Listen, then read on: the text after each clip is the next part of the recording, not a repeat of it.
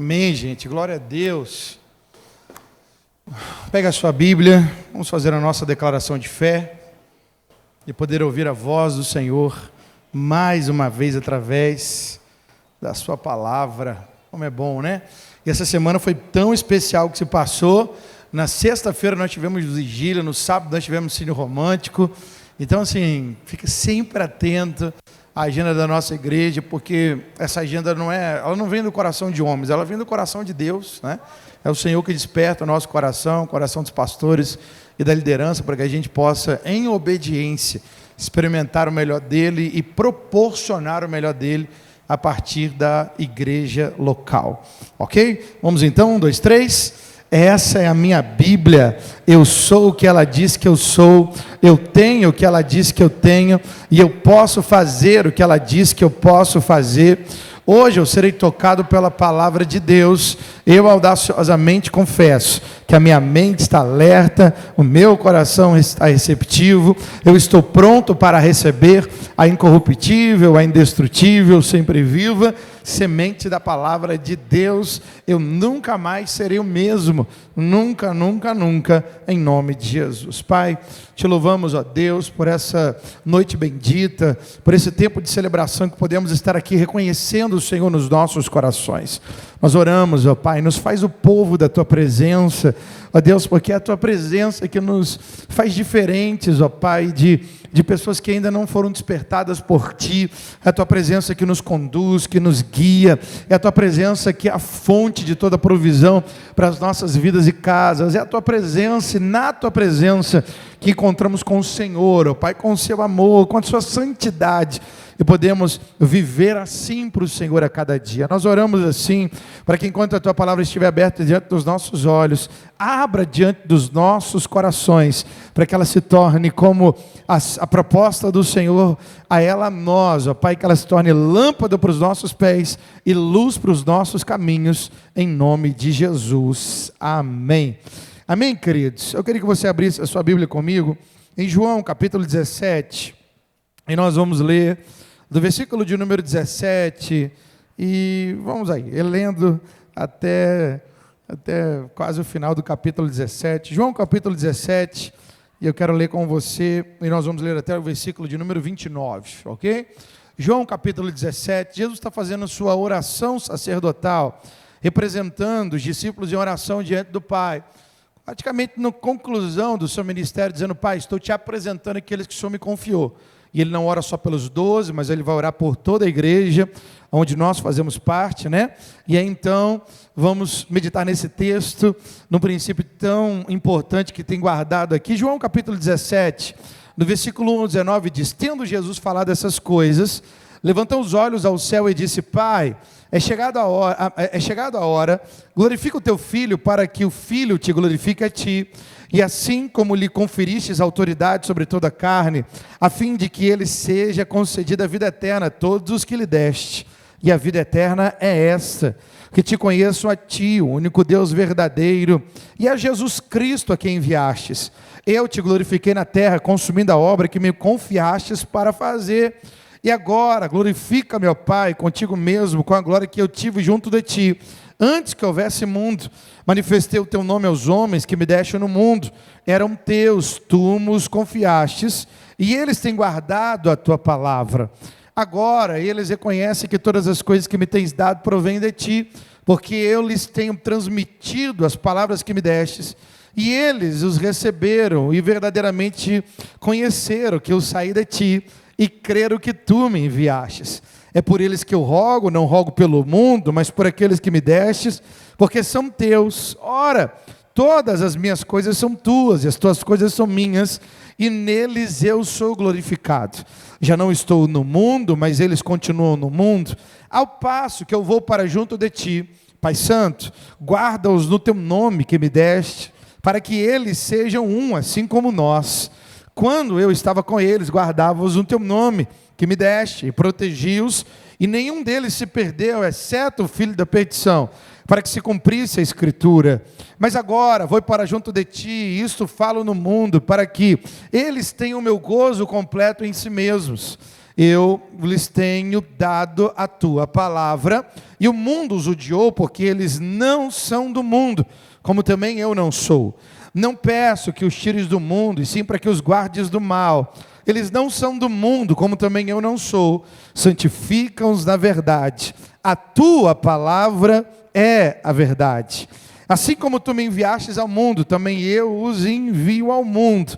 Versículo 19, a favor deles eu me santifico a mim mesmo, para que eles também sejam santificados na verdade. Aleluia, glória a Deus. Bom, esses dias atrás eu passei uma experiência interessante. Como o pastor Wilker disse, do dia 7 a 10 de março, nós teremos centenas de homens subindo a montanha, num projeto chamado Legendários, né?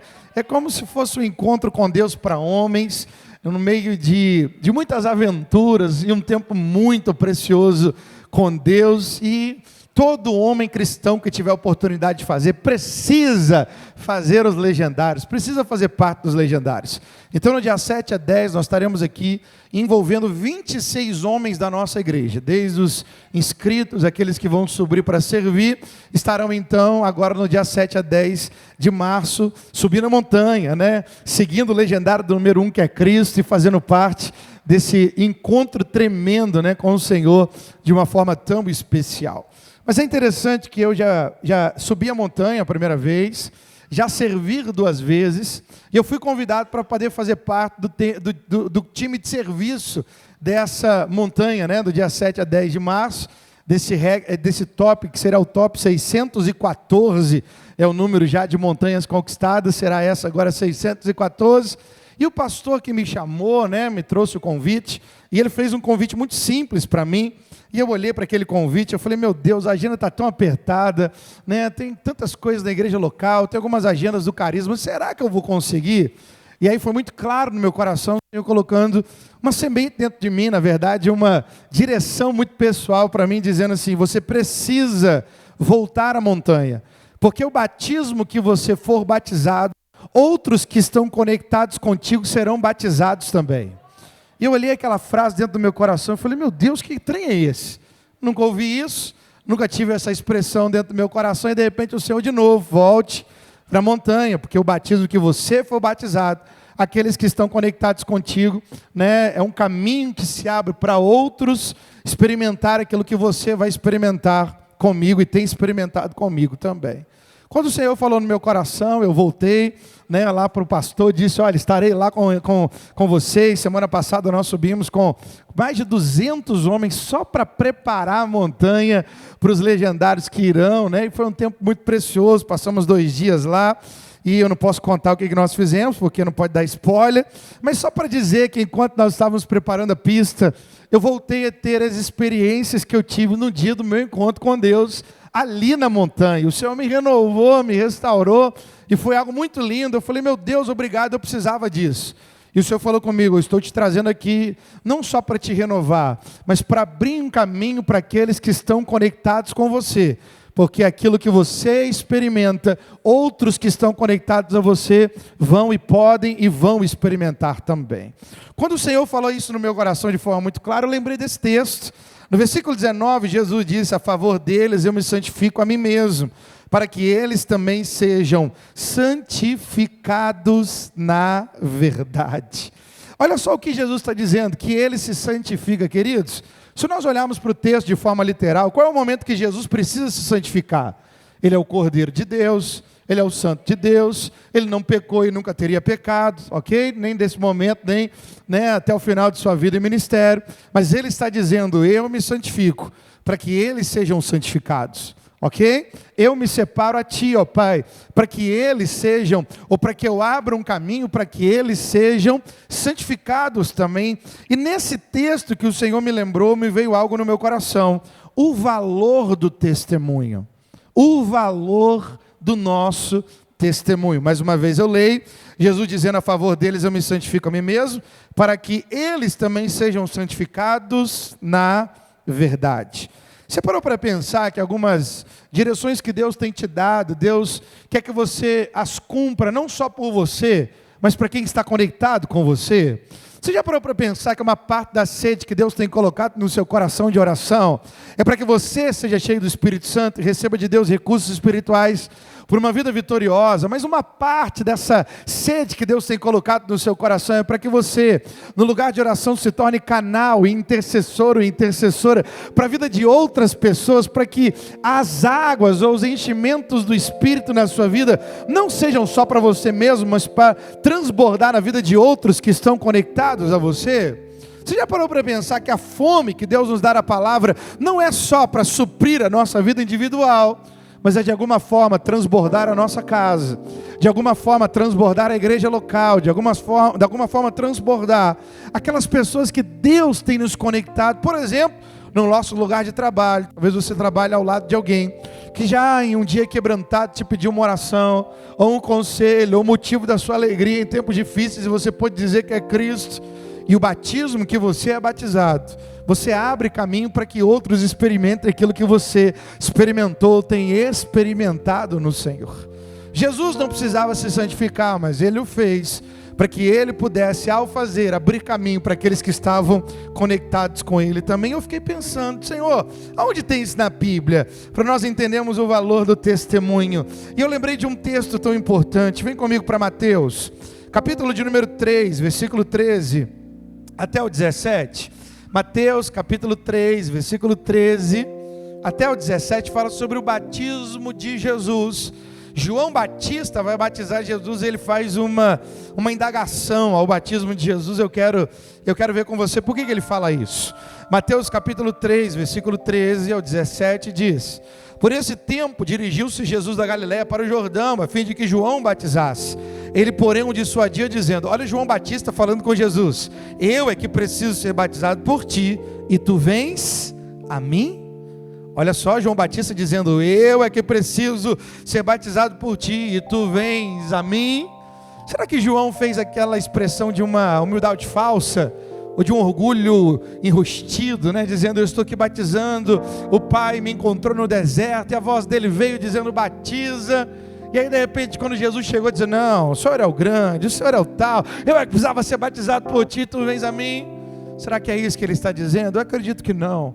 Senão a Bíblia não relataria, é uma fala sem a motivação correta. Está na Bíblia porque tem algo muito expressivo para nos ensinar. Por que João Batista vai questionar Jesus e vai fazer a proposta: eu é que preciso ser batizado por ti, tu vens a mim? Nós vamos saber por quê.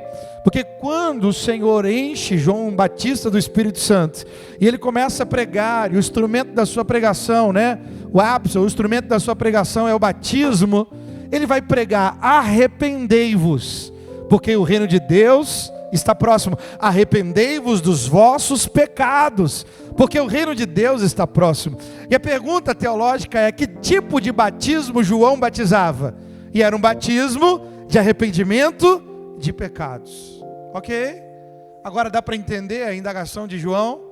João está recebendo o santo, o puro, o cordeiro imaculado. Ele está recebendo alguém que nunca pecou. 1 Pedro 2,22 diz que nele não foi encontrado pecado, nem na sua boca se achou dolo algum. Então ele é impecável, ele não pecou. Então por que Jesus estava ali? Olha só, hein? Por que Jesus, que não pecou e não pecaria, estava ali para ser batizado no arrependimento de pecados, se ele nunca pecou e pecaria? Por que alguém que não pecou seria batizado no arrependimento de pecados? Vou falar igual os jovens, tá? Bugou a cabeça de João Batista. Ele é o santo, eu sou o pecador. Como é que eu vou batizá-lo no batismo de arrependimento de pecado, se ele é o santo e quem é pecador sou eu? Ô Jesus, vem cá me batizar, porque quem precisa de arrependimento de pecado sou eu. A resposta de Jesus é tão direta e tão clara. A resposta dele no versículo 15 é: mas Jesus lhe respondeu. Eu fico imaginando uma voz suave, mas de autoridade: João, fica no seu lugar aí, hein, João? João, cumpre o que eu estou falando, hein, João? Manda quem pode, obedece quem tem juízo, hein? Olha a fala de Jesus, mansa, mas com autoridade: deixa por enquanto, porque assim vos convém cumprir toda a justiça. Então ele o admitiu. Que justiça é essa? O apontamento dessa justiça seria a vontade do Pai em mandar o seu Filho como substituto da humanidade. Não só o Verbo que se fez carne e habitou entre nós, mas como homem ele teria que morrer a nossa morte, para ser o pastor que nos resgataria do lugar de perdição, onde nós estávamos perdidos no pecado e debaixo das suas consequências. Essa justiça nós podemos conhecer em 2 Coríntios 5:21. Aquele que não conheceu o pecado, Deus o fez pecado na cruz, para que nele fôssemos feitos justiça de Deus. A pergunta então volta para a nossa mente: por que aquele que não pecou estaria batizando no batismo de arrependimento de pecado se ele nunca pecou? Não era pelo batismo, pelo pecado que ele cometeria, mas quando Jesus batiza, olha o que eu vou dizer, ele está profetizando que tipo de morte ele morreria na cruz. Ele iria para a cruz não por ele, porque o salário do pecado é e o lugar que ele foi levado para ser crucificado se chama Calvário, lugar dos mortos. Como é que aquele que não pecou, não experimentaria a morte, seria levado para o lugar dos mortos?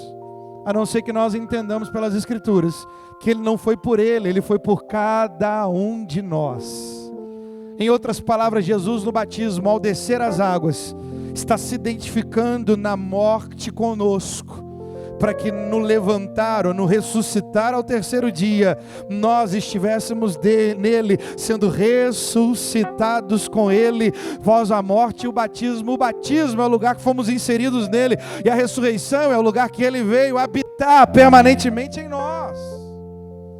Mas para que ele pudesse fazer isso, ele teve que ser batizado no nosso batismo, ou quer dizer, ele teve que se identificar conosco naquele lugar de batismo, e depois da cruz e na ressurreição, para que um dia nos identificássemos com ele. Senhor, eu te aceito como meu único Senhor e suficiente Salvador. Aleluia! Eu já vi algumas pessoas dizendo assim: pastor, está errado nós fazemos o apelo no final do culto e perguntar quem quer aceitar Jesus Cristo, porque Ele é o Senhor, Ele é o soberano, Ele é Deus. Não é Ele que precisa da gente, é a gente que precisa dEle. Está certo eu aceitar a Jesus? Bom, tem gente que faz cada pergunta, né, gente? Procura a pastora Thalita no Seminário Teológico Carisma e faz ela a pergunta lá. Meu Deus do céu, ela vai parar para te responder. Que pergunta! Mas a verdade, olha o que eu vou dizer.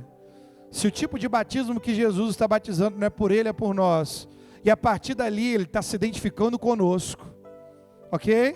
Dali até a cruz é a identificação dele conosco. Então quando nós aceitamos a Jesus, estamos nos identificando com ele, porque ele se identificou com nós. Então não é errado eu aceitar a Jesus como Senhor e Salvador, porque Ele já me aceitou no batismo de arrependimento de pecado, que prefigurava o tipo de morte que Ele morreria, uma morte substitutiva, uma morte em nosso lugar. Ele é chamado pelo próprio João. Olha comigo em João, capítulo 1, versículo de número 29. Pastor, o que tem a ver com testemunho? Jesus andou nessa terra carregando a identificação. Ele se santificou para santificar os discípulos e a nós.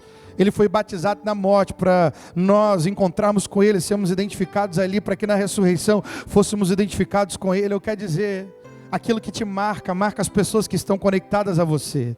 Aquilo que você experimenta de Deus transborda para quem está ao seu lado, sim. Aquilo que você recebe do Senhor pode ser vivido por aqueles que Deus tem te dado a aliança de vida, para que você possa ser um canal de Deus aqui nessa terra. João capítulo 1, versículo 29, no dia seguinte, viu João a Jesus, que vinha para ele e disse, olha o que João disse: eis o Cordeiro de Deus, que tira o pecado do mundo. Quem é esse Cordeiro? Quem é esse Cordeiro? É Jesus, e está apontando para o que o israelita sabe. Desde a época da Páscoa, Deus mandou, olha, 10 pragas virão sobre o tempo de juízo do Egito, e a última, a pior delas, porque a última praga que Deus manda no Egito, para que Faraó solte o povo de Israel, libere para eles irem para o lugar de adoração e a conquista da terra da promessa, é a mortandade de todos os primogênitos das casas dos egípcios. E a Bíblia diz que todas as casas experimentariam a morte, desde os homens até os animais, ok? Somente a casa que tivesse o sangue do cordeiro nos umbrais das portas e nas vegas das portas, o anjo da morte passaria e não entraria nessa casa. Só haveria livramento de morte se o sangue inocente do cordeiro, de forma substitutiva, tivesse sido colocado e aceito naquela casa. E eles sabem então que o cordeiro é um símbolo de uma vida inocente dada em substituição ao pecador que foi perdoado por causa daquela vida inocente que já foi derramada. Eles sabem disso. Não só no Êxodo, mas Deus vai trabalhar isso antes, lá em Abraão. Vem comigo só para esse trechinho de Gênesis capítulo 22, versículo de número 6 a 8. Gênesis capítulo 22. Gênesis capítulo 22, versículo de número 6 a 8. Deus fala com Abraão: Abraão, pega o seu filho, Abraão, pega o seu filho, sobe ao monte Moriá e dê-me ele como sacrifício, como holocausto. Eu fico imaginando, meu Deus do céu, como é que foi difícil para esse homem ouvir de Deus e amar a Deus acima até mesmo do seu filho, que era uma promessa cumprida de Deus. A palavra Isaac, o nome Isaac, significa risada, sorriso, alegria. Imagina Deus te prometer uma alegria, uma promessa que vai alegrar tanto o seu coração, ao ponto de você dar o nome de sorriso, de alegria, e demorar 25 anos para Deus te dar essa alegria, e de repente, depois de alguns anos que Deus te deu essa alegria, Ele olha para você e diz: me devolve ou me dá em sacrifício a sua alegria. Não porque Deus está tomando aquilo que deu, mas porque Deus está dizendo: eu quero ser ainda o primeiro do seu coração. Eu sou a sua fonte de alegria, mais do que as promessas que alegram o seu coração. Me dá o seu filho, o seu único filho, Abraão. Eu fico imaginando Abraão com o coração apertado, mas temeroso ao Senhor. Vamos ler do versículo 6 a 8, Gênesis 22, 6, e diz assim: tomou Abraão lenho do holocausto e colocou sobre Isaque, a sua alegria, seu filho, e ele porém levava nas mãos o fogo e o cutelo. Assim caminhavam ambos juntos. O Isaac aqui devia fazer parte do Link nessa época, E o povo do Link é esperto, gente. Meu Deus do céu. A gente viu no acampamento com 70 links. Não é brincadeira não. Versículo 7. Quando Isaac disse a Abraão, seu pai. Olha o link, gente. Olha o link, hein? Meu pai. Respondeu Abraão: eis-me aqui, meu filho. Perguntou-lhe Isaac: eis o fogo e o lenho, mas onde está o cordeiro para o holocausto? Respondeu Abraão: Deus proverá para si, meu filho, o cordeiro para o holocausto. E seguiram ambos juntos. Posso ler o restante, gente? Chegaram ao lugar que Deus lhe havia designado. Ali edificou Abraão um altar. Sobre ele dispôs o lenho. Amarrou Isaque seu filho e deitou no altar em cima do lenho. Estendendo a mão, tomou o cutelo para sacrificar o filho. Mas do céu lhe bradou o anjo do Senhor: Abraão, Abraão. E ele respondeu: eis-me aqui. Então lhe disse: não estendas a mão sobre o rapaz e nada lhe faças, pois agora sei que temes a Deus, porquanto não me negastes o teu filho, o teu único filho. Tendo Abraão erguido os olhos, eu fico imaginando com lágrimas, viu atrás de si um cordeiro preso pelos chifres entre os arbustos, e tomou Abraão um cordeiro, ofereceu em holocausto em lugar do seu filho, e pôs o nome daquele lugar Jeová Jirê, o Senhor proverá. Daí dizer-se até o dia de hoje: no monte do Senhor se proverá. Ele não entregou o seu filho de forma literal, mas ele entregou o seu filho na totalidade do seu coração. No coração de Abraão, ele entregou para quê? Para que no batismo que ele fosse batizado, ele pudesse ser um canal para outros que estavam conectados a ele. Pastor, quem é que estava conectado a Abraão? Todos os descendentes de Abraão, que estava no descendente Abraão chamado Isaac. Queridos, não negue uma direção que Deus está te dando, tão clara no seu coração. Talvez um ponto de obediência, integridade no seu lugar de trabalho vai chegar a tocar a sua posteridade, a sua descendência, e os seus filhos serão abençoados com um ponto de integridade que você coloca diante do testemunho do Senhor hoje. Desfaça um mau negócio. Se você fez algo que foi injusto, ou que tem picaretagem no meio, ou que tem alguma coisa que está embolado, desfaça amanhã, segunda-feira. Se você não puder fazer hoje, por quê? Porque se você não tomar o prejuízo, outros que estão conectados a você tomarão, ou outros da tua posteridade, seus filhos experimentarão. Mas se você desfizer e colocar a obediência no altar do Senhor e declarar: eu não preciso disso porque Deus é o meu provedor, Ele proverá. Não só você, mas toda a sua descendência experimentará da colheita da obediência, como aconteceu com Abraão. Assim acontece nos nossos dias também. Porque com o batismo que somos batizados, com a santificação que somos santificados, com a palavra que respondemos a Deus hoje, nós nos tornamos canais de Deus para quem está conectado conosco. Não deixe a peteca cair. Se não for para você, para quem Deus conectou a você. Quando uma geração, segundo o povo de Deus, a gente viu isso tantas vezes, quando uma geração é infiel, a próxima geração é empobrecida biblicamente. Mas quando uma geração é fiel ao Senhor, honra o Senhor e aos seus princípios, a próxima geração é enriquecida com as bênçãos e o propósito de Deus.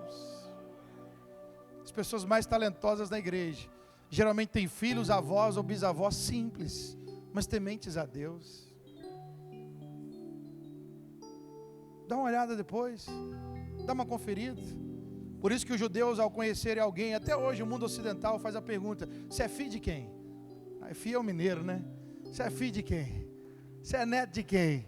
Seu sobrenome é qual? E aí vai fazendo a árvore genealógica na mente, para poder dizer: talvez você seja fruto de alguém que lá atrás, de forma simples, mas fiel ao Senhor, pôde plantar uma vida em fidelidade, com o batismo que ele foi batizado. Você está recebendo uma grande colheita, com a palavra que foi obedecida, você está experimentando um grande recurso, com aquilo que foi escolhido o caminho do Senhor. Ei, você está experimentando algo que é intocável pelo mundo e pelo maligno, porque faz parte da herança de Deus a uma geração fiel ao Senhor.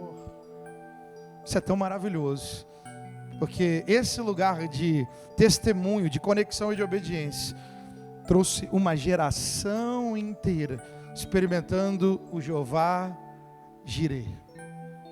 Eu não vou falar de política, tá, gente? Pelo amor de Deus. Mas é tão terrível espiritualmente. Nós temos o presidente da nossa nação falando do que ele não sabe, do jeito que ele não conhece, e falando de algo que é uma guerra lá em Israel, que não é só para os dias de hoje, mas é cumprimento de profecia e de promessa. Se nós olharmos desde essa época, a história de tentarem matar os meninos lá na época de Moisés, de tentar matar o povo de Israel lá em Esté, meu Deus do céu, tantas coisas, até chegar no holocausto, é Satanás com ódio do povo, que Deus escolheu para trazer o Messias, como aquele que é a resposta para toda a humanidade. A vontade de falar: senhor presidente, com todo o respeito que nós oramos e honramos a sua vida, mas não fale o que você não sabe. Não entre em palavras que podem amaldiçoar a sua vida e a sua casa. A minha e a sua não. Estamos debaixo da bênção do Senhor, mesmo sobre alguém que fala o que não sabe. Mas tem a ver com isso aqui, Esse povo não será exterminado, por quê? Porque eles conhecem pelo Pai da nação, Jeová Jireh, o Deus que veio prover todas as coisas. Existem bênçãos de Deus que estão ali. Há gerações e gerações que foram fiéis, que experimentam algo do Senhor, e nós em Cristo fazemos parte de uma parte dessa herança também. Olha o que a Bíblia diz aqui: o mal veio com o testemunho, a conexão, mas o bem também veio com testemunho, conexão. Romanos capítulo 5, versículo 12 a 15. Olha o valor do testemunho. Romanos capítulo 5, versículo 12. Então abençoe o Brasil, abençoe o cargo de autoridade do presidente, abençoe o presidente e a sua casa, mas abençoe Israel em oração também. Não entra nessa bobeira não, hein? Pelo amor de Deus, gente. Isso é coisa do maligno. Romanos capítulo 5, versículo 12. Romanos capítulo 5, versículo 12 a 15. E nós não estamos a favor de guerra nenhuma, nem de lugar nenhum. Mas é saber falar o que tem que falar. Romanos capítulo 5, versículo 12. Porquanto, assim como por um só homem entrou o pecado no mundo, e pelo pecado a morte, assim também a morte passou a todos os homens, porque todos pecaram. porque até o regime da lei havia pecado no mundo, mas o pecado não é levado em conta enquanto na lei. Entretanto reinou a morte desde Adão até Moisés, mesmo sobre aqueles que não pecaram, a semelhança da transgressão de Adão, aquele que prefigurava aquele que havia de vir. Foca no versículo 12 de novo. Porquanto, assim por um só homem, Adão, entrou o pecado no mundo, e pelo pecado a morte, assim a morte passou a todos os homens. Versículo 15. Todavia não é assim um dom gratuito como a ofensa, porque se pela ofensa de um muitos morreram, muito mais a graça de Deus e o dom pela graça de um só homem, a saber, Jesus Cristo, foram abundantes sobre muitos. Ok? Porque o versículo 20 diz: sobreveio a lei para que avultasse a ofensa, mas aonde abundou o pecado, superabundou a graça. Versículo 21, a fim de que como o pecado reinou para a morte, assim também reinasse a graça pela justiça para a vida eterna, mediante Jesus Cristo nosso Senhor. O que a Bíblia está dizendo? Que porque nós estávamos na semente de Adão e Eva, e eles pecaram, experimentamos essa semente de corrupção do pecado, Deus teve que mandar o seu Filho. Ele sendo Deus, Ele é Deus. O Verbo teve que se fazer carne para se conectar à humanidade, revestido de humanidade, sendo homem. E como homem, o que Ele teve que fazer? Como homem, Ele, ao se identificar conosco, Ele agora vai fazer o caminho ao contrário do primeiro Adão, e Ele vai se tornar o último Adão. Se o primeiro Adão peca e nos representa ao ponto do pecado dele chegar até nós como natureza, o último Adão, que é Jesus Cristo, ao se fazer homem sem pecado e morrer no nosso lugar, a obediência trouxe a salvação a todo aquele que nele crê. Se estávamos conectados ao primeiro para a morte, estamos conectados ao último para a vida e salvação. O que Adão viveu, respingou em nós. O que Jesus viveu, respingou em nós. O que nós vivemos, respinga na vida de outras pessoas também. Olha o valor do testemunho. Olha o valor do testemunho. Pastor, onde tem mais isso na Bíblia? Deixa eu te contar em alguns lugares. Olha na Bíblia. Vamos falar de oração, vigília, sexta-feira. Ezequiel capítulo 22, versículo 30. Ezequiel capítulo 22, versículo 30. Deus tem um juízo para estabelecer sobre a terra. Mas Ele olha e diz: se eu achar alguém da intercessão dos Gideões, eu paro o meu juízo e acelero a minha misericórdia. Ok? Eu paro o meu juízo, mas eu acelero a minha misericórdia. Mas porque ele não encontrou, então o seu furor foi derramado no tempo de juízo, e ele não pôde exercer aqui nesse momento o lugar de misericórdia, porque não tinha alguém na brecha, não tinha alguém no lugar da intercessão, da conexão, do testemunho, de experimentar para ser canal de bênção para outros, o testemunho de ser batizado em Deus para ser, canal para batismo de outros. Versículo 30, Ezequiel 22, 30 diz: busquei entre eles um homem que tapasse o muro e se colocasse na brecha perante mim, a favor dessa terra, para que eu não a destruísse. Mas olha que corta o coração de Deus: mas a ninguém achei. Ele não achou ninguém na brecha. Mas olha como é que quando Deus acha alguém na brecha, como é diferente. Vem comigo para Números capítulo 16. Números capítulo 16.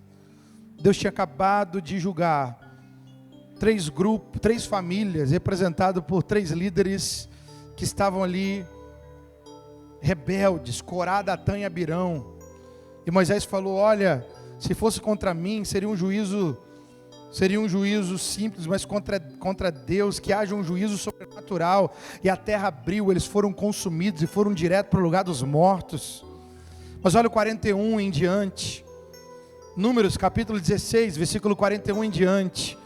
Mas no dia seguinte, toda a congregação dos filhos de Israel murmurou contra Moisés e contra Arão, dizendo: vós matastes o povo do Senhor. Então o povo passa a reclamar de novo da autoridade que Deus constituiu, Moisés e Arão. O povo murmura de novo.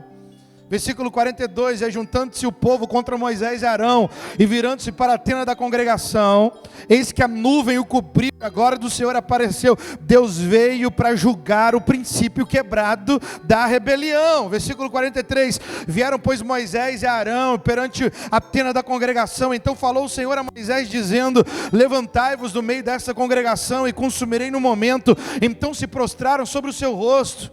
Disse Moisés a Arão, toma o teu incensário, põe nele fogo do altar, deita incenso sobre ele, vai depressa à congregação e faz expiação por eles, porque grande a indignação saiu de diante do Senhor e já começou a praga. Deus começa a julgar o povo em rebelião, mas tinha uma forma de trazer o perdão e a misericórdia de forma rápida, acelerada. Versículo 47, tomou Arão como Moisés lhe falava, e correu no meio da congregação, e eis que já a praga havia começado entre o povo, e deitou incenso nele, fez expiação pelo povo, e pôs-se em pé entre os mortos e os vivos, e porque teve um intercessor, cessou a praga.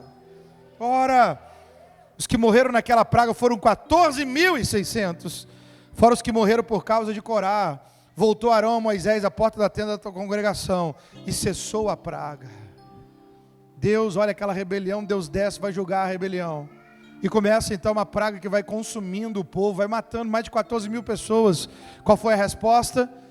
Arão pega um incensário, que significa a oração dos santos, e Arão é sumo sacerdote, ele está com a estola sacerdotal, representando o povo com as 12 pedras no seu peito, e ele se coloca entre os mortos e os vivos para dizer, Senhor, há alguém aqui em justiça, clamando pela tua misericórdia e intervenção. Pai, por causa desse clamor, responde, em vez do juízo consumir o povo, que a tua misericórdia cesse essa praga, e traga salvação e alívio para o povo de Israel. E assim aconteceu. Você não sabe, você está no seu dia a dia, e de repente vem uma urgência de oração, você está em casa, você dobra o joelho, você não sabe. Se você é pentecostal ainda, meu Deus do céu, orando em línguas, talvez a sua oração em língua estranha seja uma frase intercessória para Deus livrar um vizinho, que poderia naquele momento estar experimentando uma tragédia na sua vida, no seu casamento, e Deus entrar ali com os seus lábios sendo utilizado para restaurar, ou para um mal ser impedido, um ladrão apareceu, não sei o que é, ou um infarto acontecer, Deus vai lá e livra, meu Deus do céu, por causa de uma intercessão de um santo pelo seu vizinho, ou por causa da sua terra. Você não sabe, talvez o emprego que você está, tem tempo contado para Deus. Olha o que eu vou dizer aqui, o lugar onde você está no emprego, talvez tenha tempo contado. Deus te colocou lá não é para ganhar dinheiro, não. Deus te colocou lá para interceder pela vida de alguém, porque pelo livramento dessa pessoa, talvez uma casa inteira experimente a provisão, o livramento, a cura, o milagre, a restauração do Senhor. Porque você pode estar sendo a resposta de Deus a um clamor de aflição a alguém, e você, porque você recebe de Deus e vive o que Deus tem te dado, você pode no seu batismo ser um canal de batismo para outras pessoas experimentarem o que Deus está fazendo em você e faz através de você. Por isso não sai até que Deus te autorize, até que cumpra o propósito daquilo que Ele colocou no seu coração e na sua vida. Amém? Tem uma moça chamada Esther, também se tornou alguém que foi de Deus, um campo, um caminho, uma expressão de intercessão. Abra comigo em Esther capítulo 4, versículo de número 13 a 17. Esther capítulo 4, versículo de número 13 a 17. Esther capítulo 4, versículo de número 13 a 17. Então lhes disse Mordecai que respondesse a Esther: Esther, Esther, você se tornou rainha do rei Assuero, está no lugar de influência. Esther, o que Deus te deu, faça do que Deus te deu uma intercessão ao povo, porque Deus te faz canal, Esther. Olha, em outras palavras, ele dizendo isso: não imagines que por entrares na casa do rei, só tu escaparás entre todos os judeus, porque se de todo te calares agora, de outra parte te levantará para os judeus socorro e livramento, mas tu e a tua casa do teu pai perecereis. E quem sabe que se para conjuntura como esta, que fostes elevado a rainha. Olha que interessante. Então disse Ester que respondesse a Mordecai: vai e ajunta todos os judeus que se acharem em Suzã, e jejuai por mim, não comais, nem bebais por 3 dias, nem de noite, nem de dia. Eu e as minhas servas também jejuaremos. Depois irei ter com o rei, ainda que a contra-lei, se perecer, pereci. Então se foi Mordecai, e tudo fez segundo Ester lhe havia ordenado. Glória a Deus. Tinha uma conspiração para, mais uma vez, exterminar o povo de Israel. Exterminar o povo de Israel. E a Bíblia então fez com que, a Bíblia nos conta como Deus virou o jogo. Mordecai está ao lado de guardas, e ele ouve uma conspiração contra o rei, e ele conta para alguém de direito, e aquela conspiração ela é desfeita, e aquela é escrita no livro das crônicas do rei. Anos depois, quando o general Amã, que maligno, quer de alguma forma fazer algo para poder exterminar o povo todo, o povo de Israel, colocando a culpa de algo sobre eles, a Bíblia diz que naquele momento o rei perde o sono, e aí ele vai ler nas crônicas que alguém de Israel foi intercessor para que o rei não morresse naquela conspiração. Então ele manda chamar o homem para poder honrar aquele homem. Pergunta até para o general o que deveria fazer. Diz: pega o homem, coloca num cavalo, coloca que ele seja ovacionado diante de todo o povo. E o general achou que era para ele mesmo. Era para Mordecai, um homem de Deus, que Deus levantou para acabar com aquela conspiração. Mas até que isso acontecesse, Ester, que tinha se tornado uma rainha no lugar de Vasti, ela estava ali no palácio, e se ela não despertasse em intercessão o rei não poderia prestar atenção no que estava acontecendo e dar todos os cuidados posteriores. Olha só o que eu estou dizendo. Talvez aquilo que Deus nos fez ter não é para nós mesmos apenas, mas para que nós nos tornemos intercessores de quem Deus tem nos dado conexão e convívio. Quem sabe aquilo que Deus te deu não seja para que você experimente o usufruto disso, mas para que você possa ser canal de Deus, alcançar a vida de alguém, através daquilo que Ele tem te feito ser ou ter. Deixe o seu coração sensível no ano da compaixão, para que você seja um canal de Deus, para tocar a vida de outros que estão conectados a você. Isso tem a ver até com a nossa casa e família, ok? 1 Coríntios capítulo 7, versículo 12, olha que coisa extraordinária: que toda casa sirva ao Senhor, mas que se o marido ainda não é convertido e a mulher é cristã, não desista do seu casamento nem da santificação do seu lar. Por quê? Porque com o batismo que você é batizado, o seu marido também é e será. Onde nós enxergamos isso na Bíblia? 1 Coríntios capítulo 7, como o pastor Franz e a pastora Carol oraram, como foram tanto experimentando ontem no Cine Romântico com os nossos pastores Paulo e Fernanda. 1 Coríntios capítulo 7, versículo 12, mulher, se o seu marido ainda não é crente, não perca a esperança. Por quê? Porque 1 Coríntios 7, 12 diz: os mais digo eu, não o Senhor, se algum irmão tem mulher incrédula, e este consente em morar com ele, não abandone. E a mulher que tem marido incrédulo, e este consente viver com ela, não deixe o marido. Versículo 14, porque o marido incrédulo é santificado no convívio da esposa crente, e a esposa incrédula é santificada no convívio do marido crente. De outra sorte, os filhos seriam impuros. Olha o que a Bíblia diz, olha o selo de vitória: porém agora são santos. Aleluia. Mas se você, esposa cristã, desistir de vir à casa do pai, receber a palavra, deixar com que essa palavra te mova, mas ele ficou em casa, ficou vendo futebol, aqueles times ruins, meu Deus do céu, bebendo ainda, fumando ainda, vale a pena buscar o Senhor? Vale! Porque a santificação da esposa transborda para o marido, e essa casa vive santidade pelaquilo que o cristão da casa está experimentando, e transborda para aquele que se torna um com ele no casamento. Ou talvez o marido olha para a esposa ainda, a mulher ainda está, meu Deus do céu, daquele jeito, Jesus, atribulado.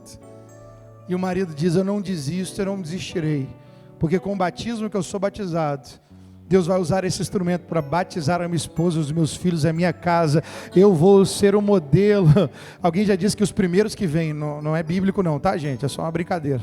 Alguém que vem são os piores da casa, para que alguém olhe e fale assim: se Deus fez com ele, fazer comigo é fácil. Se Deus fez com ela, fazer comigo é fácil. Da minha geração eu sou o primeiro da minha casa, tá?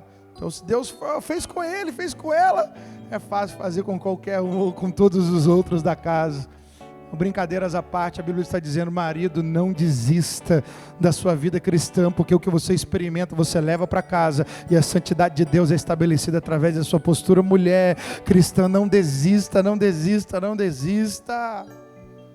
Por quê? Porque até os filhos vivem em santidade, porque um dos dois cônjuges estão em santificação, até que toda a casa esteja aos pés do Senhor. Como a Bíblia diz: crê no Senhor Jesus e será salvo tu e a tua casa.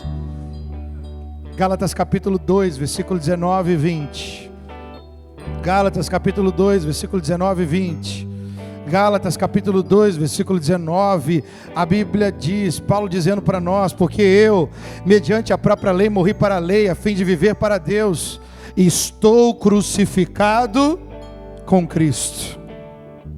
Minha pergunta é: Paulo estava fisicamente crucificado com Jesus, ou co-crucificado com ele, quando ele escreveu Gálatas 2,19?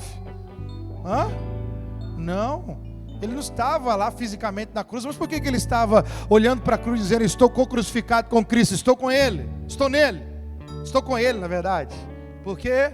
Porque Paulo sabia que quem está na cruz é alguém que nunca pecou, não seria levado para o lugar dos mortos. Ele é o Cordeiro de Deus substitutivo. Então ele não está por ele está por mim. Se ele está por mim, então eu estou nele. Se eu estou nele na morte de cruz, então ele está em mim na ressurreição, na nova vida. Versículo 20: logo, já não sou eu quem vive, mas Cristo vive em mim. E se esse viver que agora tenho na carne, vivo na fé do Filho de Deus, que muito me amou e se entregou a si mesmo por mim. Aleluia! O louvor pode vir mesmo, ó. Colossenses 2, 12 e 13.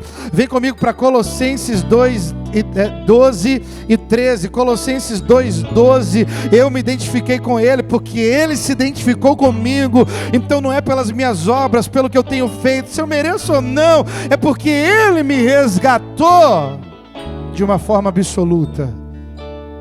E por isso eu respondo a ele, porque ele primeiro veio se identificar comigo. Eu me identifico com ele nessa noite. Romanos capítulo 2, versículo 12.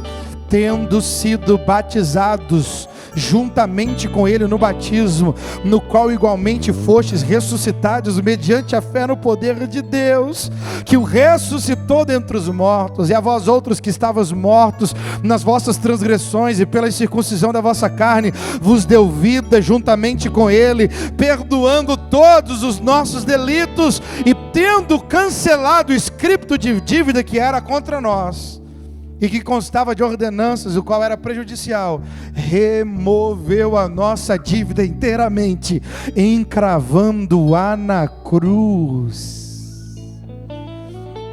E o último texto para nós orarmos, Romanos capítulo 6, versículo de número 4.